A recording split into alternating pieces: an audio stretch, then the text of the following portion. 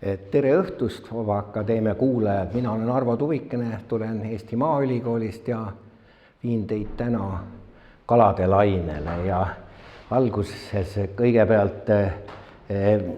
et teie siis mälu siin treenida ja küsin teilt mõned niisugused küsimused, nii et pange oma matemaatikaoskused tööle, et kõige kiiremini ujuv kala maailmas on mustmarliin, praegu on mõõdetud. Ja ütleme, hiljuti oli Michael Phelps kõige kiirem ujuja. Nii, aga minu küsimus on teile, et kui nad panna võidu lendstardis 100 meetrit ujuma, mis te arvate, kui kaugele Michael Phelps jõuab, kui mustmarliin on finišis? Ta jõuab veenduda. Ei, nad on juba lendstardis, ta on ikkagi nii, et õige vastus on 0 ja 100 vahel. 20 meetri peale pakkunud. Jah, see on väga hästi pakutud, tähendab, inimesed nii head ujujad ei ole. Et siin on see õige vastus, nad ei ole kunagi muidugi basseinis koos ujunud, aga ma näitan ja te võite üllatuda, kui kiiresti mõned kalad ujuvad, aga see on ainult mingid, maksimaalselt pool minutit, nii et mustmarliin ja purikala siin mitmed ujuvad üle 100 kilomeetri tunnis. Ja kui nüüd veel minna, veel natukene küsida teilt, siis missugune Eesti kala kõige kiiremini ujub ja see, ma ütlen kohe, see on nipiga küsimus, sellepärast et on teatud nii-öelda sellised juhukülalised siin Eesti vetes. Ja see ei ole lõhe, vaid see on mõõkkala. Nii et mõõkkala on Eesti kalafaunas olemas. Olgu, siis nii palju sissejuhatuseks, aga ma lähen siis, räägin teile natuke kaladest. Et maailmas on kalaliike loendatud juba üle 34 000 ja see moodustab ligikaudu pooled selgroogsetest, see tähendab ülejäänud siis 50%, peaaegu 50% on siis imetajad, linnud, kahepaiksed roomajad. Kus nad siis elavad, et loomulikult hästi liigirikas on troopiline magevesi. Siin on näha, et Amazonases maailma kõige veerikkamas jões elab üle 5400 liigi. Seal on ka tema lisajõed ja kui me tuleme Eestisse, siis meil on natuke üle 80 liigi ja siin on ka mereliigid juurde, nii et Eesti selles mõttes väga kalade liigilise mitmekesisusega ei hiilga ja panen ühe skeemi siia ette, siin on mida tumedam sinine, seda rohkem neid liike elab ja siin on siis toodud erinevate vesikondade liikide arvud. Aga natuke siis, ma ütlen kohe, et me siin hüppame Eestist vahepeale laia maailma ja siis tuleme jälle Eestisse tagasi ja väga tihti me hakkame Amazonasel käima. Et siin on siis toodud ära, kus need Amazonases kalad elavad, et see piimakohvi karva pruun vesi, see on siis Solimus või Amazonase vesi ja see tume on Rio Negro, nii et see väga happeline vesi seal kõikidele kaladele ei sobi, aga ikkagi näete, et ikkagi 1500 liiki elab seal. Nii et aga nüüd tuleb teile järgmine küsimus. Mis te arvate, kus elab rohkem kalaliike, kas ookeanides, meredes või magevees? Magevees. Ma arvan, et see on peaaegu õige vastus umbes 2 aasta pärast, et praegu veel on nibin-nabin on mereliikide kasuks, aga teadlased ennustavad juba, et lähiajal lähevad mageveeliikide arv mööda, nii et see lihtsalt on, et magevees avastatakse rohkem liike, eriti siis nende suurte jõgede, kas siis Lõuna-Ameerika või Aafrika või Aasia jõgede ülemjooksudel. Hästi lühidalt teile siin lihtsalt võrdluseks see, et kui me rääkisime, et magevesi annab peaaegu 50% kalaliike, siis siin näitab selle vee jagunemise ära, et tegelikult see hulk, kus mageveekalad saavad elada, on ikka väga väikese maakera vees 0,005% ainult vees, nii et selles mõttes ta liigitekke seisukohast väga tänuväärne keskkond. Nii, siin on arvudes toodud need, kui palju kuskil vett on ja see, kus siis kalad elada saavad, on niinimetatud pinnavesi, seal on ära toodud see 0,005%. No hüppame mõne pildiga sinna väga kalarikkasse piirkonda, see on siis Amazonase suurim tumedaveeline jõgi. See on, selle ääres on ka siis Amazonas osariigi pealinn, see on siis Manaus, mis kunagi oli, kui kunstlik kautšuk polnud veel avastatud, oli nii kautšuki pealinn, nii et sellised on seal niisugused väga, ja see Parapatinga on Brasiilia köögis väga tähtis kala. Aga lähme siis teise äärmusse, kus on hästi vähe jälle kalu. Siin me hüppame nüüd Venemaale, Kamtšatka poolsaarele, kus on Kuriili järv, ilus suur sügav järv, vulkaaniline, kus elab ainult 2 kalaliiki. Üks siis idalõhe Nerka, seal paremal üleval on näha siis Nerka kudemisränne ja siis teine on siis Malma ehk Arctica paalia, see on teine liik, kes seal elab. Ja selle kohta siin ma panen ühe filmi käima, muidugi neid on siis kuskil YouTube'is on muidugi palju näha, aga seal on siis näha, et kalu seal näha ei ole, aga see on hästi palju karusi näha, nii et kui te hästi loete seal kõik need seal taga metsa ääres, ei ole kõik inimesed, vaid enamasti on karud ja nendel on väga niisugune rikkalik söömaaeg käib, seepärast need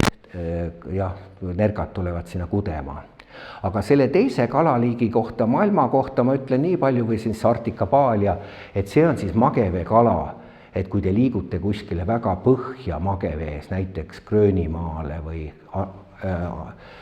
Kanada Arktikasse, siis see võib seal järvedes ainuke liik olla, nii et võib ka olla selliseid. Ja siis ma korra näitan seda pilti siit, seda karude pilti, see ei ole lihtsalt sild, see on kalaloendur. Seal kõik kalad saavad ainult läbi minna selle maja alt sealt. Aga loomult peale inimeste või teadlaste teavad ka kõik karud seda. Nii et seal karu ema püüab ja siin, kui te hästi vaatate, siis karupojad ootavad selles. Nii, aga lähme edasi. Ja ma alguses räägiks teile natuke nendest ekstreemsustest ja see haakub ka sellise kliimamuutuste kontekstis tänapäeval, et kus nad siis elada saavad, et kui me lähme Antarktikasse, siis seal elavad kalad, näiteks jääkalad, kes saavad ka miinuskraadide juures elada ja nad ei külmu ära, seal veres jääkristalle ei teki, neil on spetsiaalsed valgud seal ja et selles mõttes on see selline äärmus. Nii et, aga lähme nüüd sinna teise äärmusse, mis eriti on aktuaalne kliimamuutuste mõttes ja me pärast ka jõuame sinna Amazonasele. Siin on siis maailma nii-öelda kõige kuumemat vett taluv kala, see on siis Magadi järves, see on Keenias, Aafrikas, ta talub siis 43 kraadi ja sellist temperatuuri teised kalad ükski ei talu. Aga kahjuks praegustes olukordades teatud kohtades troopikas aeg-ajalt veetemperatuur läheb sinna 40 lähedale ja me jõuame sinna pärast Amazonase puhul, kus olid siis üle-eelmine aasta ja eelmine aasta päris massilised kalade suremised ja just kõrge temperatuuri tõttu. Ja me pärast jõuame ka ühe teise niisuguse huvitava asja juurde, seal on mõned sellised märkused toodud, et kui enamasti, ma ütlen, et enamusel kaladel on siis valkude, aminohapete ja sellist lämmastikku sisaldavate ainete laguprodukt ammoniaak ja nad siis piltlikult pissivad selle läbi lõpuste välja, siis osadel kaladel, kes nii kõrge pH juures elavad, nendel ei sobi selleks ammoniaak, seal tekivad teatud toksilised probleemid, et siis nendel on siis kusiaine kuuria, mis muide on ka haidel ja raidel see jääprodukt. Et see on siis selline 43 kraadi on see piir siis ja no kui te teeksite kodus vannivee 43 kraadi, siis te tegelikult sinna väga minna ei taha, see on ikka natuke kuum, kuskil 40 sisse annab veel ronida või 41 sisse. Aga kõrgmägedes nad eriti kalad üle 4000 meetri ei taha elada ja see on üks põhjus, ma annan teile vihje. Tegemist on liustikujärvedega.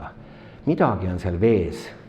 puudu, mis ei sobi kaladele. Kas te oskate pakkuda, mis asi see on?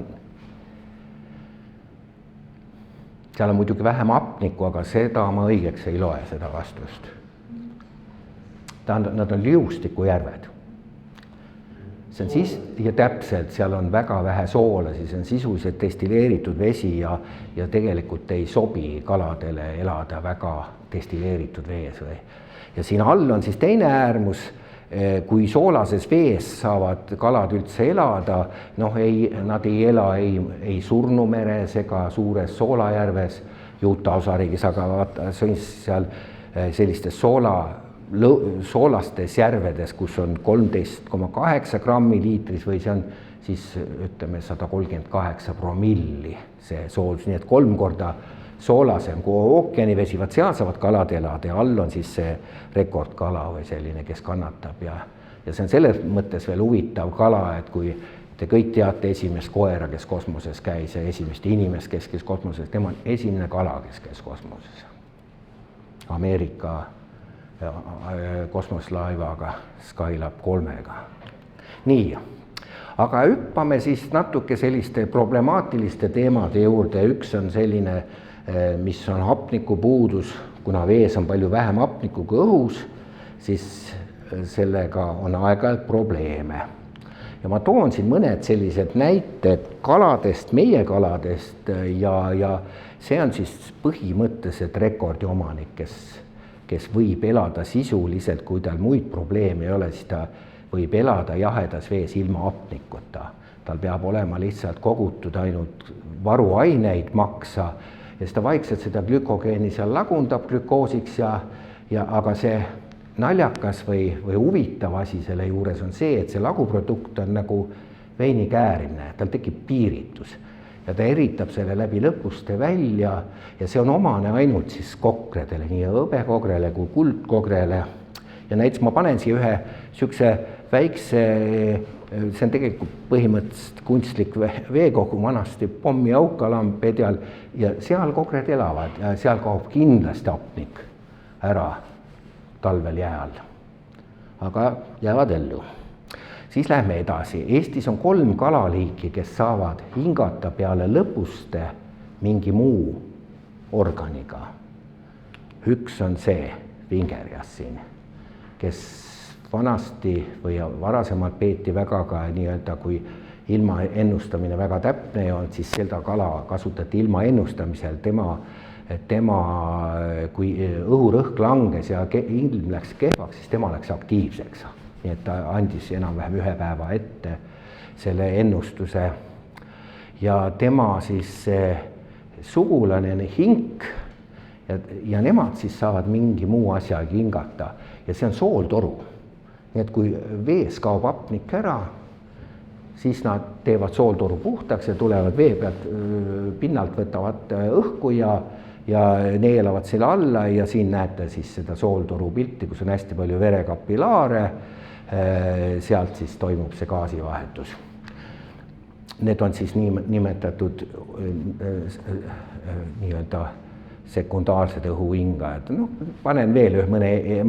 Eesti pildi ette, kus aeg-ajalt hapnikupuudus. See on see ilus kant Emajõe ülem, ütleme see on Tartust ülespool Võrtsjärve poole, seal on siis Alampedja kant ja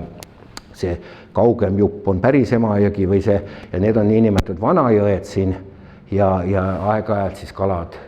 on seal ja nad võivad sinna teatud aegadel lõksu jääda, sellepärast et kui näiteks sügisel on väga madal veeseis ja jää tuleb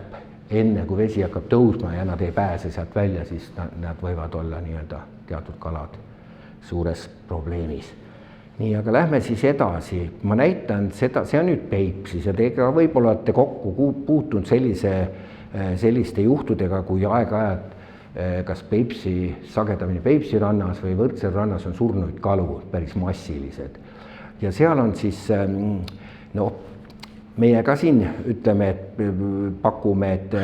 et siin on, kas see on kõrge temperatuur, öine madal hapnikusisaldus või on hoopis see kõrge pH ja seal näete ka on sinivetikate õitsemine suuresti.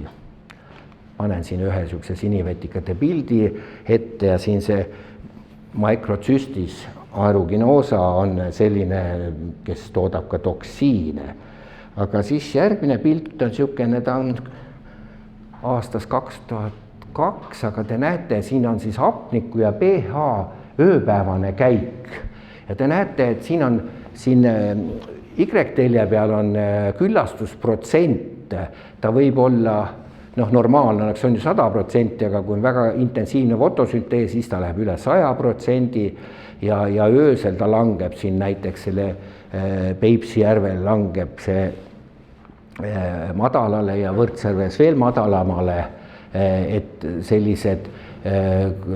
ja kuna tegemist on väga soojade ilmadega, kuskil see 25, 26, 27 kraadi, siis võib esineda kalade suremist ja üks põhjus, miks teatud kaladel see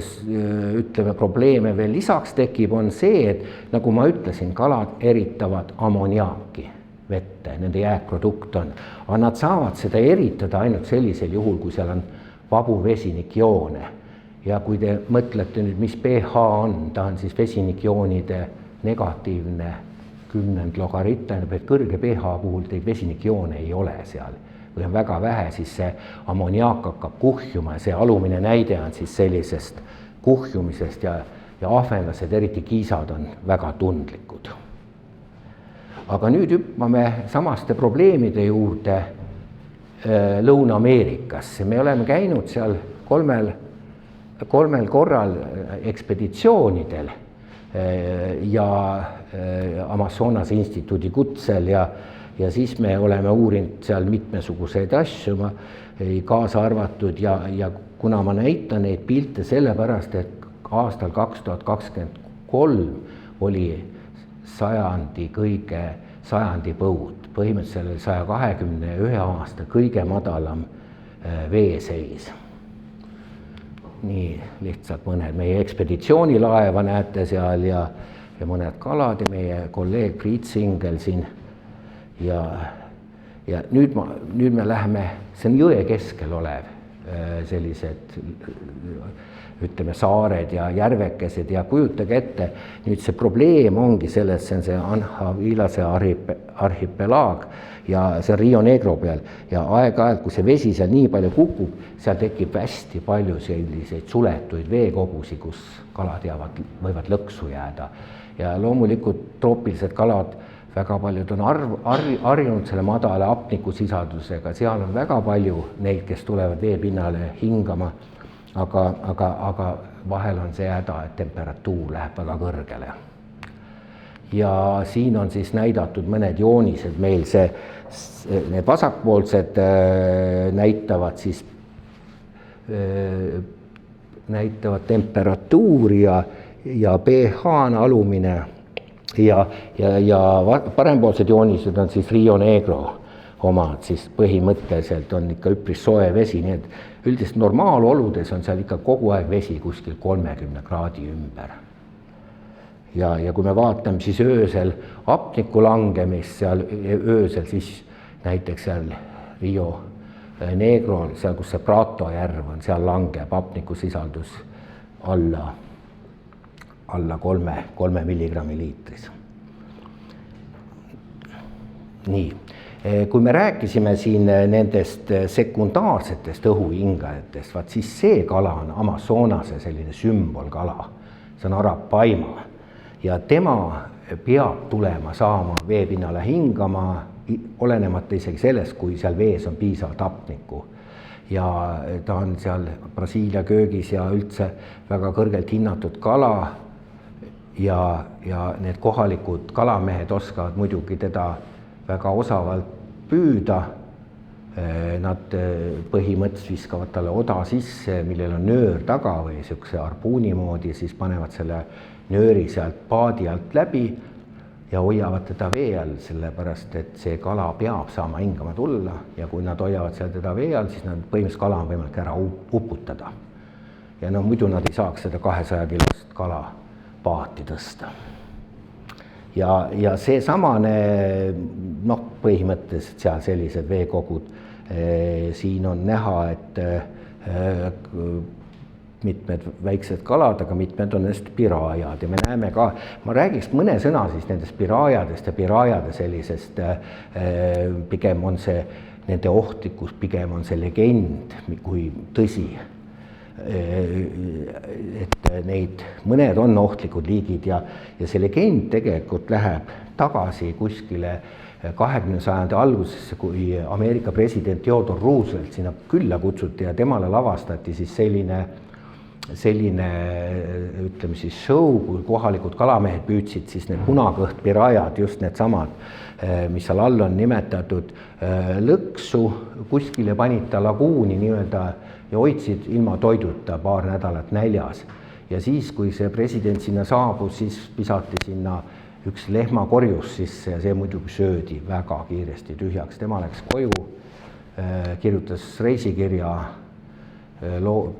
mingid matkad Brasiilia looduses või ja eks sealt see nagu natuke läks ka lahti ja koha peal vaadates need päris kohalikud küll keegi piraajas ei karda, aga teravad hambad neil on tõesti, et kui võtta kala võrgust välja, siis peab ikka väga ettevaatlik olema, pigem saadki siis vigastada, kui sa nii-öelda pillata neist paadi põhja ja oled seal paljaste jalgadega, siis ta võtab sulle. Aga nii nagu Eestis on kalapüügil suured nii-öelda problemaatilised, ütleme konfliktsed kaladega, on siin meil kormoranid ja ülged, siis vaat seal koha peal need kaks liiki on seal on siis must kaiman ja mustad kaimanid ja siis seal on need mageveedelfiinid, kes muidugi väga hea meelega lähevad virutavad võrkudest kalad ära. Nii et meie oleme ka seal püüdnud, et ega mõistlik üle 2-3 tunni võrke sees ei ole mõtet hoida, muidu on pooled kalad ära söödud. Ja nüüd me hüppamegi siis sellele aastale, kui oli see Amazonas 2023, kui me viimati seal olime, oli siis 121 aasta madalaim veeseis. Ja tegelikult need majad peaks seal ujuma ja see jõgi ja see kuskil kaugel metsa taga. Ja mis see oma endaga kaasa tõi, loomulikult seal oli väga vähe kalu, turg oli kaladest tühi, samas suur jõgi Amazonas ja Rio Negro, ega laevad ka sinna sadamasse ei saanud, sest kõik sadamarajatised olid kuival. Ja no siin on nüüd üks meie artikkel, mis on äsja ilmunud, kus me siis näitasime ka, et need madalad veed seal, see madal vesi on eriti Rio Negros, tingib selle, et kalad on kehvema toitumise ja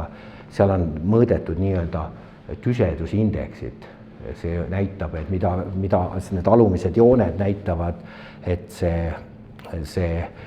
need on kehvema tüsedusega, vähem toitu, siin on siis piraja hambad näha. Ja no vaat siin on lihtsalt see üks nüke tiik, kus nad siis võivad lõksu jääda madala veega ja siin on siis mitmed need nii-öelda ohtlikud pirajad. Kuna me oleme seal 3 korda käinud ja siis meil on seal ka väga ilusaid publikatsioone välja tulnud, üks raamatu peatükk äsja ilmus Amazonase toiduahelatest, nii et me oleme seal vaadanud, kuidas ütleme stabiilsete isotoopide meetoditel ja mitmetel teistel meetoditel, kuidas see energia liigub seal ütleme siis läbi toiduahelate kaladeni välja. Vaadake, siin on ikka ilus pilt, kus tegelikult olukord on päris kurb selles mõttes, et see jõgi on peaaegu kuivanud ja seal on siis kohalikud omavalitsused on täiesti ära lõigatud, sinna ei saa isegi paadiga enam rääkimata, sinna ühtegi teed ei lähe, nii et kaugel see suur jõgi on see Rio Negro. Et siin on siis selline olukord. Ja natuke veel mõned publikatsioonid meil siin selle just toiduahelate kohta äsja on ilmunud ja just selle madala veeseisuga ja siin on siis näha üks meie uurimisjärv, mis oli tükk aega nii-öelda Suurest Jõest isoleeritud.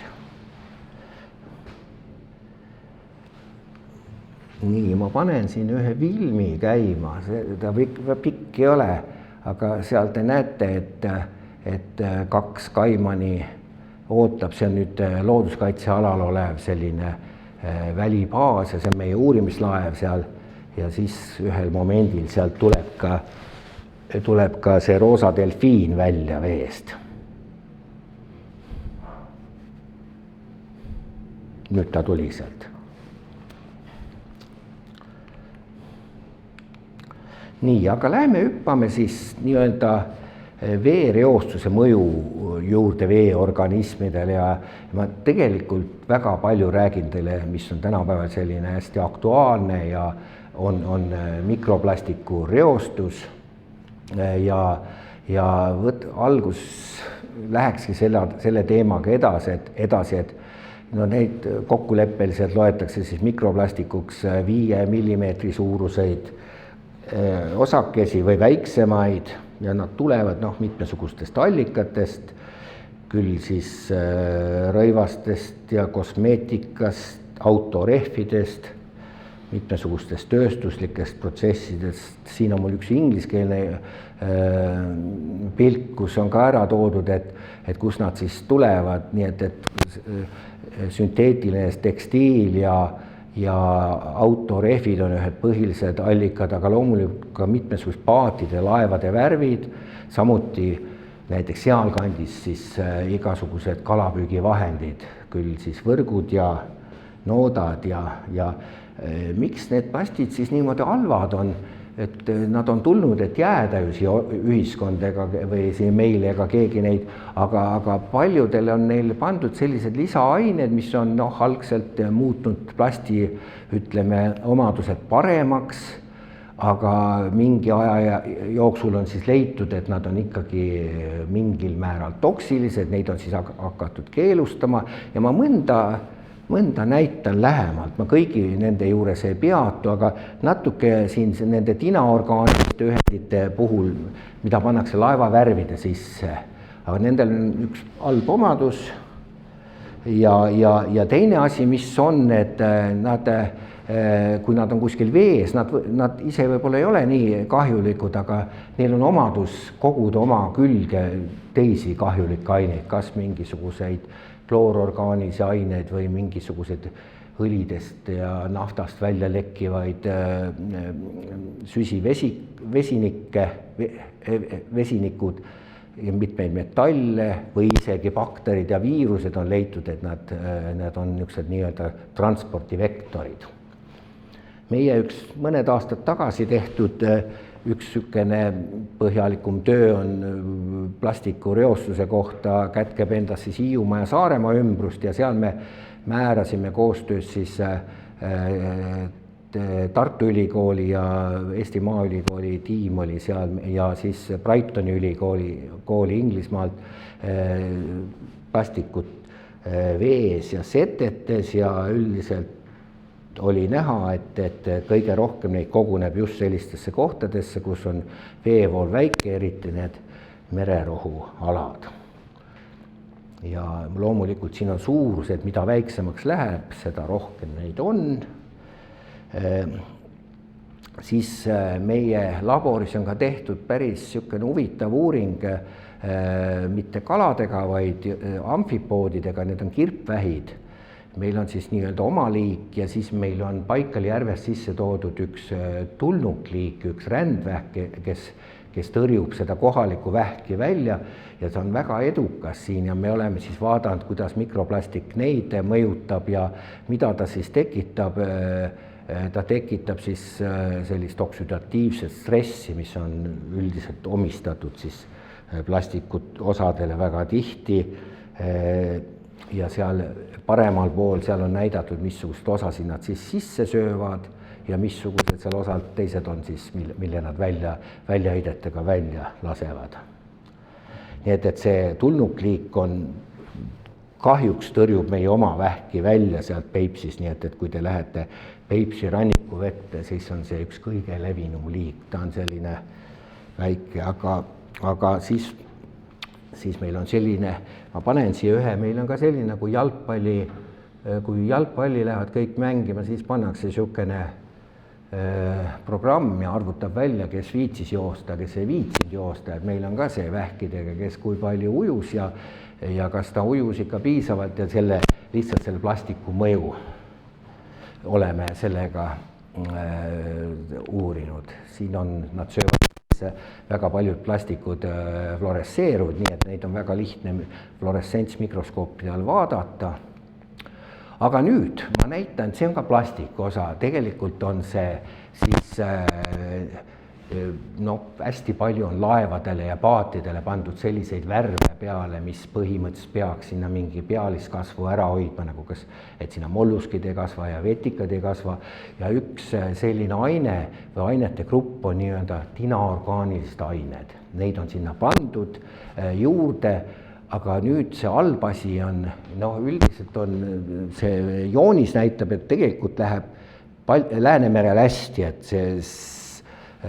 sisaldus on alla läinud, kuna need on keelustatud, me oleme siin uurinud mingit 10 aastat tagasi, aga seal paremal üleval on siis näha, mida ta võib alba teha, see ei ole muidugi, me ei saa öelda otseselt, et see rääbis on, see gonaad on, aga need on niinimetatud ökoöstrogeenid ja ökoandrogeenid hakkavad sugu võivad muutma hakata või rikuvad paljunemise ära ja siin all on minu meelest väga originaalne idee, see on Gotlandi saarel on siis sellised paadipesumajad. Eestis ma ei ole näinud selle, paad sõidab peale, harjad käivad puhastavad alla, et siis ei pea neid mürgiseid värve nii palju sinna peale panema. Ja see teine plastikosa, näiteks nonüülfenoolid, mis on siis probleem, et üleval on siis östrogeen, ütleme, looduslik naissuguhormoon ja siis nonüülfenooli, see fenooligrupp sarnaneb taga ja oht on see, et selle östrogeeni asemel võib see nonüülfenool seonduda selle retseptoriga ja sellega juhtub see, et need võib siis paljunemine olla häiritud. Aga need on nüüd vaatame natuke ka Eesti kalad, et kui me vaatasime, et kui palju seal Amazonasel need tulevad alles, aga Võrtsjärve kalades siin näete, et on Võrtsjärves tehtud sellised, meil oli üks prantsuse magistrant, kellega me koos tegime neid uuringuid, nii et põhimõttes langeb väga kokku teiste maadega, et domineerivad, ütleme, kiud täiesti, siis värvilt domineerivad sinised mustad ja need on siis sellised ja me oleme ka siin juhendanud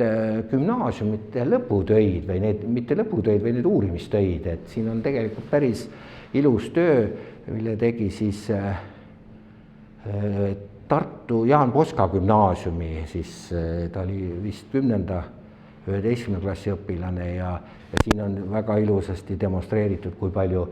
Peipsi kohades siis plastikut võib leida ja see on tegelikult täiesti võrreldav selliste teiste piirkondade plastikute. Nii, aga natuke tuleb seda plastikujuttu veel, et tegelikult on ikka päris kole pilt seal vahepeal Amazonase peal, kui palju seal plastikut vees ujub ja võiks ju arvata, et seal on tohutu suured veemassid ja tohutu lahjendus, et see, kui ma õigesti mäletan, siis Amazonase jõgi on umbes 500 korda suurem kui Narva jõgi. Aga siis need on täiesti võrreldavad kogused, mis seal on. Lihtsalt ma näitan, et missugused plastitükid, eriti on kiud ja neid leidub seal ja me uurisime siis rohkem niisuguse, kus oli ütleme elanikkonda või ütleme rohkem asustatud piirkond ja teine oli täiesti looduskaitseala, siis üllatus, aga seal, kus me ootasime väga madalaid kontsentratsioone, olid siiski märkimisväärsed kogused. Ma siin väga pikalt ei peatu, aga näitan, et missugused siis siin on vees. Siin on ka näha, et domineerivad siis kiud ja värvid siis mustad ja sinised ja suurusjärgi on näha, et suurusjärg on erinevaid, aga siis, kui me vaatame, missugused kalad kõige rohkem plasti sisse söövad, et siin on siis näha, et Amazonases sõid kõige rohkem röövkalad sisse, aga Rio Negros sõid kõige rohkem plasti sisse planktontoidulised kalad ja tegelikult see tuleneb sellisest huvitavast asjast, et üks jõgi paistab hästi palju läbi ja teine paistab just vähe läbi. Näiteks Amazonase vesi paistab ainult see 20 sentimeetrit läbi ja lihtsalt need kalad, nad söövad palju nii-öelda suuremaid selle tõttu sisse, nad ei tee vahet, nad põhimõtteliselt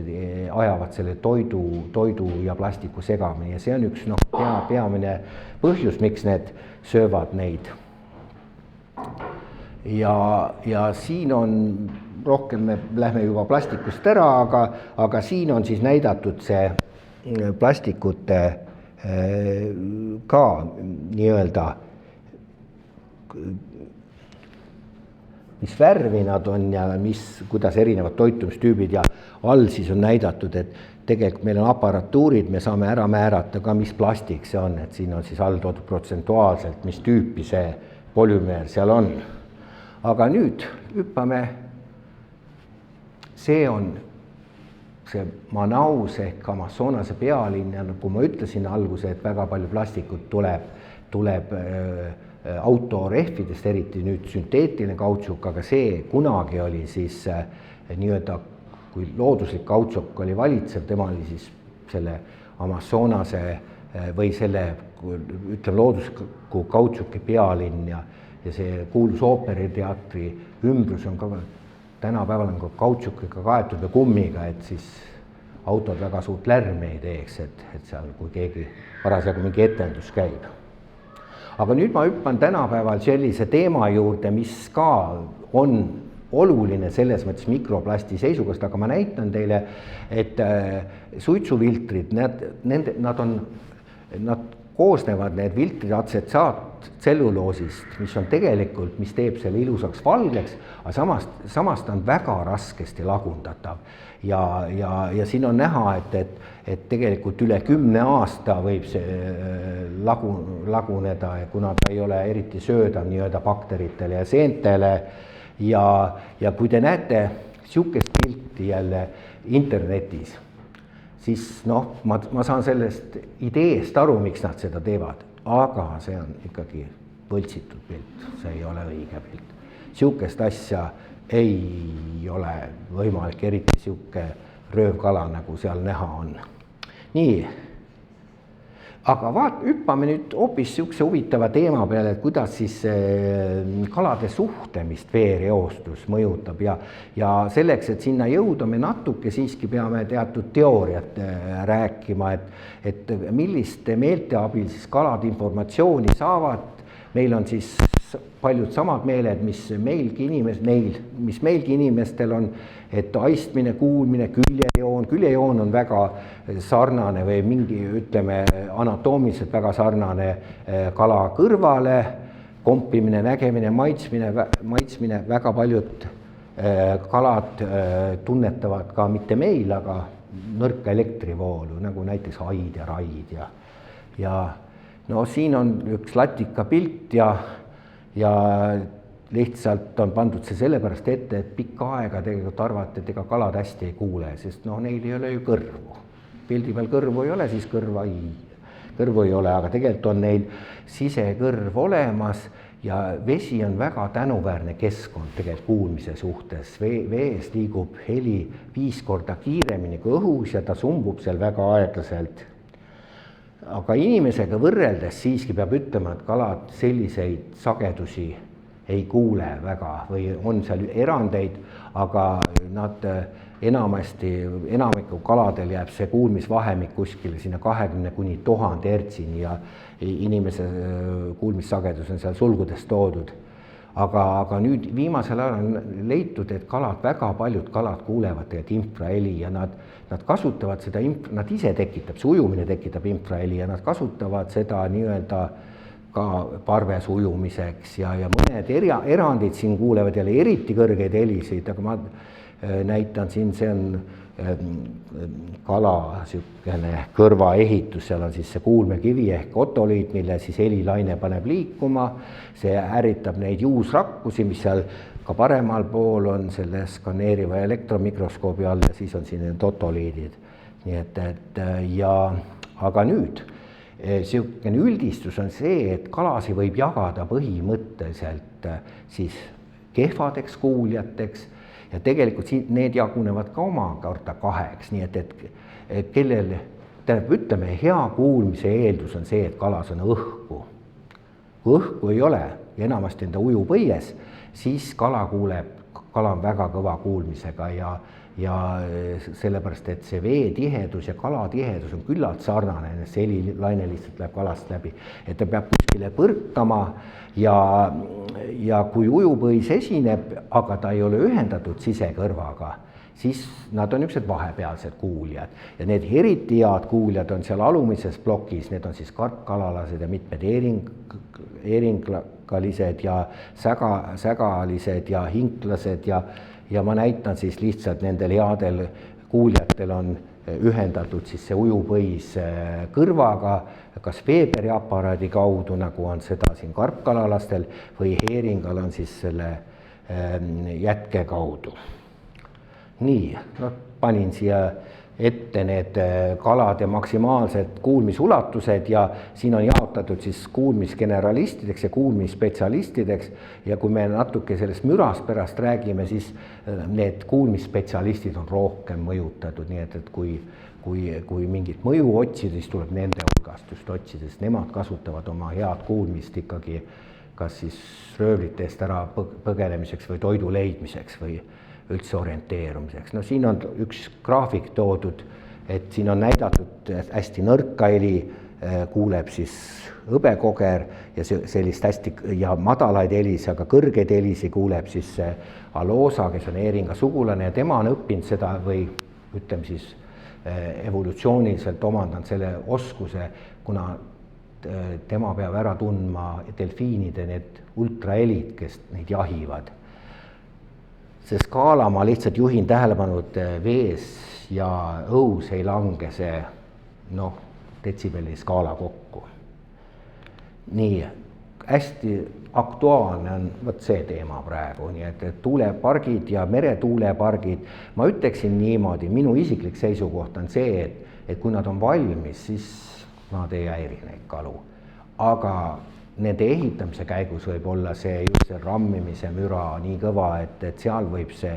olla, aga kui ma kunagi ammu Oslo ülikoolis olin, seal uuriti just infraheli mõju ja seal leiti, et ta peletab küll, aga väga lühikese maa taha, nii et põhimõtteliselt seal tollel ajal ei uuritud mitte tuuleparke, taheti teha hästi töötavad kalapeletid, et peletada kalad siis elektrijaamade turbiinidest eemale, aga siis leiti, et see mõju on nii lühikese maa taha, et see ei tööta. Aga ehitamise käigus soovitatakse sellised õhkkardinad ümber panna, et see ei lase siis peletab kalad ära. Laiemas maailmas on siis vahel sellised probleemid, et kui otsitakse gaasi- ja naftamaardlaid, siis on sellised niinimetatud õhkkahurid, millega lastakse hästi tugev helilaine siis kuskile merepõhja ja see lilla, see vastuvõtt ja see võtab siis selle peegeldunud laine vastu ja siis hinnatakse, kas seal on naftat või gaasi, aga siis, kui see kalaparv sinna selle helilaine ette jääb, siis võib juhtuda niisugune asi, nagu siin järgmise pildi peal on, et kui on väga kõva laine, võtt üle 185 detsibelli, siis see võib panna kalal ujupõie lõhkema. ja siis muidugi kala sureb ära. Ja viimane selle heli kohta veel siin selline pilt, et loomulikult kalalaevad tahavad ennast hästi vaikseks teha või sellepärast, et mida lärmakam laev, seda vähem ta kala kätte saab, sest kalad põgenevad sellest välja, sellest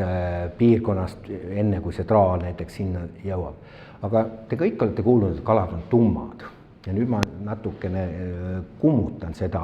arvamist ja näitan ka, et nad tegelikult suhtlevad. Nad ei ole nii jutukad kui vaalad, aga nad siiski suhtlevad ja siin on näidatud, millega kalad helisi teevad. Neil ei ole sellist häälepaelu, nii et pigem tuleks neid helideks nimetada ja mitte häälteks, aga see on nüüd maitse asi. Et nad tegelikult hästi tihti, nagu seal all lutsu trummlihas, ongi nii-öelda, nad põristavad sinna vastu seda ujupõit ja siis kas nad siis krigistavad hambaid või plaksutavad uimesi ja hästi palju ka on pealuuses lui tõõruvad kokku ja need helid, mis nüüd tulema hakkavad, need on pigem sellised, et nad on jutukad kudemise ajal ja nad kutsuvad siis partnereid juurde või peletavad konkurente ära ja ma alles täna lugesin ühte uudist, et nüüd on võetud see ka tehisintellekt, et uurida kalade helisi, et vaadata, et nad seal on ka see asi, et me kuuleme neid helisi, aga praegu teadlased ka väga tihti ei oska öelda, mis see heli tähendab, kas üldse tähendab midagi ja mida ta tähendab. Aga miks me ei kuule neid helisi, on see, et vesi, tähendab, et kui vee alt heli välja, siis ta kaotab oma energiast praktiliselt kõik ja samamoodi ka õhust ette ja mul on üks katseseade siin. Ma tahan teile demonstreerida seda, et see jutt, et kui te kalale lähete,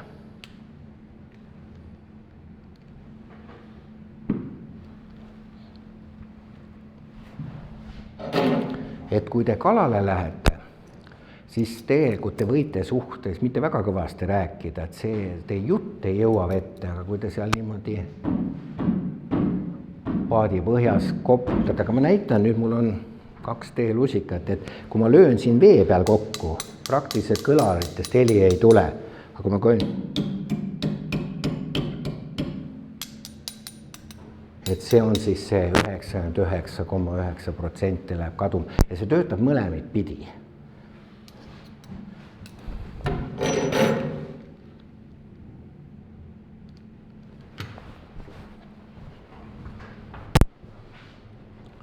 Ja vanasti, kui sellist aparaate ei olnud, aga olid väga tähtsad professorid, siis nemad palusid tudengitel niimoodi akvaariumisse minna ja siis rääkisid ja pärast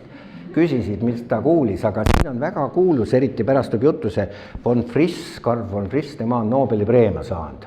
ja kõik teavad tema mesilaste uuringute järgi, aga tema on ka väga kõvasi kalauuringuid teinud, aga ma näitan teile nüüd mõnda või lasen mõnda heli nüüd. See on karpkala. Enamasti need on niisugused trummilööjad.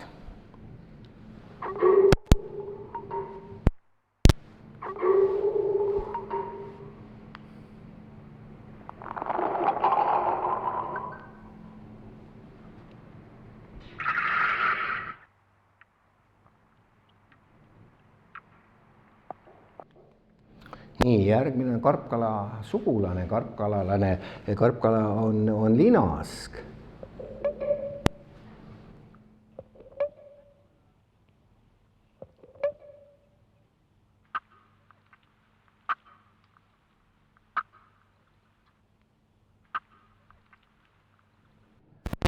Ja sellel korral viimane etteaste tuleb lutsult ja luts on siin on muruniitja või luts, aga ta on ikka luts.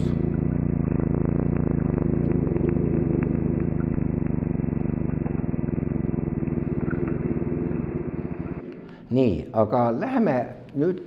loeng hakkab oma lõpupoole jõudma, aga räägiks natuke kalade haistmisest ja siin ka, kuidas siis reostus võib mõjutada seda, et no kalanina on siin nüüd näha, et tal on niisugused ninasõõrmed, tal nii ei ole neeluga ühenduses, seal on siis aistmisrosett ja siis need rakud, kes seal, need rakud, seal on siis need aistmise retseptorid peal ja no nii palju võib veel öelda, et enamasti kui vesi on kuidagi reostunud mingi metallidega, siis need rakud lasevad oma need ripsmed sealt küljest ära ja siis kala kaotab nagu lõhnatundlikkus ära, aga õnneks need taastuvad, aga võtab paar nädalat aega, nii et kui ta ära ei sööda vahepeal mingi röövkala poolt, siis ta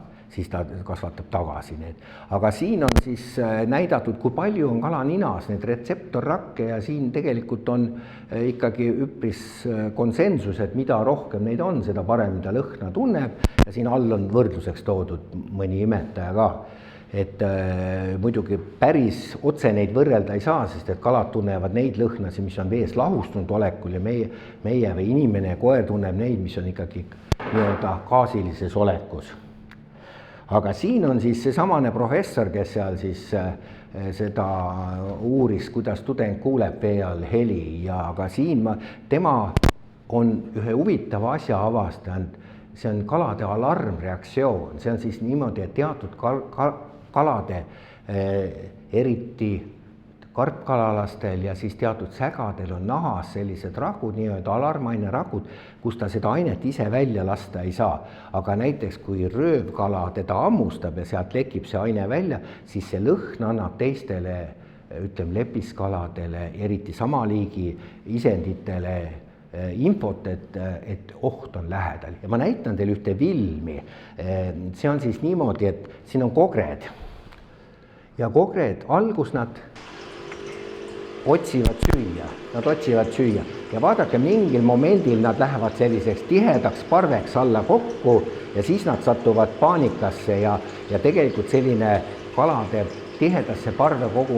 kogunemine on looduses üpris niisugune sage nähtus, et sellega nad hoiavad selle ära, et vaat nüüd on see just see tihedasse parve minek ja siit siis niisugune võib-olla õpetus teile, et kui te kalale lähete ja püüate nees latika või särje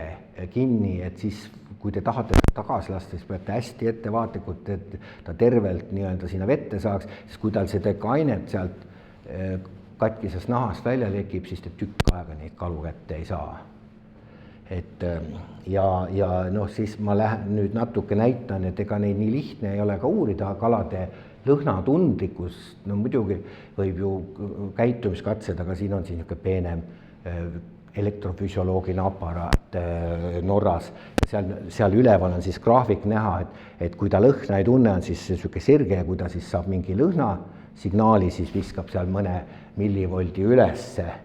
Ja ma siis lihtsalt näitan mõnda sellist pilti, et kuidas on võimalik näiteks mingit veereostust hinnata. Siin on mindud Eesti konteksti võetud siis põlevkivi see tuhavesi ja siis see on näitab, et siin vasakpoolsel joonisel on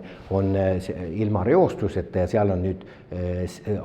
aminohappe L-seriin, mida mõõdetakse, et kui tundlik see on ja siis parempoolsel on siis reostunud vesi, seal vaadake, see signaal läheb kokku, nii et või siin on sama asi siis selle